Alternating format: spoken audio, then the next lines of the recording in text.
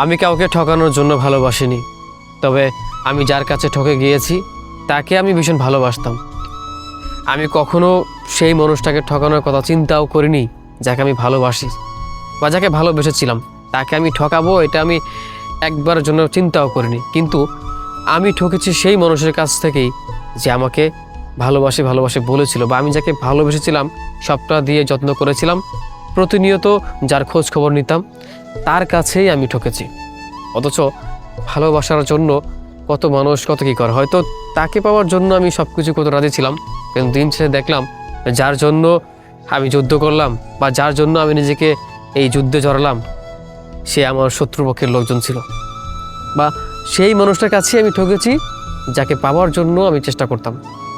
বারংবার আমি ঠকেছি সেইখান থেকেই যেখান থেকে আমার ভালোবাসা পাওয়ার কথা ছিল।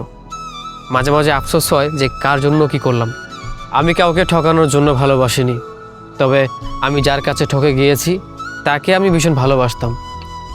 আমি কখনো সেই মানুষটাকে ঠকানোর কথা চিন্তাও করিনি যাকে আমি ভালোবাসি বা যাকে ভালোবেসেছিলাম তাকে আমি ঠকাবো, এটা আমি একবারের জন্য চিন্তাও করিনি। কিন্তু আমি ঠকেছি সেই মানুষের কাছ থেকেই যে আমাকে ভালোবাসি ভালোবাসি বলেছিল, বা আমি যাকে ভালোবেসেছিলাম, সবটা দিয়ে যত্ন করেছিলাম, প্রতিনিয়ত যার খোঁজ খবর নিতাম, তার কাছেই আমি ঠকেছি। অথচ ভালোবাসার জন্য কত মানুষ কত কী করে, হয়তো তাকে পাওয়ার জন্য আমি সব কিছু করতে রাজি ছিলাম, কিন্তু দিন শেষে দেখলাম যার জন্য আমি যুদ্ধ করলাম বা যার জন্য আমি নিজেকে এই যুদ্ধে জড়ালাম সে আমার শত্রুপক্ষের লোকজন ছিল, বা সেই মানুষটার কাছে আমি ঠকেছি যাকে পাওয়ার জন্য আমি চেষ্টা করতাম।